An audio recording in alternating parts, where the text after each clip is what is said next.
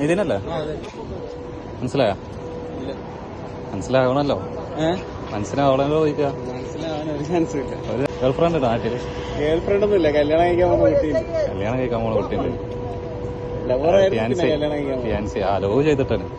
പിന്നെ സന്തോഷം കൂടിയല്ലോ. അടുത്ത മാസം ഡിസംബറിന് കല്യാണം. ഡിസംബറില്. ഇന്ന് എന്തായിരുന്നു?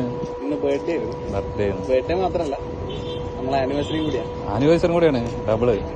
ഡബിൾ മധുര. 8ാമത്തെ വർഷം. ലവ് ചെയ്തിട്ട് എത്രയും കുറെ വർഷമായി. 8ാമത്തെ വർഷം തരാൻ വേണ്ടി പറഞ്ഞിട്ടുണ്ട്.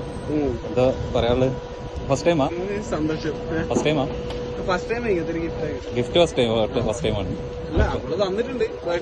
പക്ഷെ ഇങ്ങനെ കിട്ടണേ, യുഎയിൽ കിട്ടണേ. ഇതിമൊരു സാധനം എഴുതിയിട്ടുണ്ട്. ഈ തോന്നിന് മെസ്സേജ് അയച്ചപ്പോ ഞാൻ രാവിലെ വിളിച്ചപ്പോ സംസാരിക്കുകയും ചെയ്തു. എന്തായാലും ഇഷ്ടായില്ല? സന്തോഷം.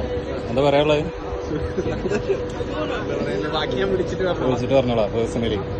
ഓക്കെ, എന്തായാലും കാണാം. ശരിയാണ്. ഓക്കെ.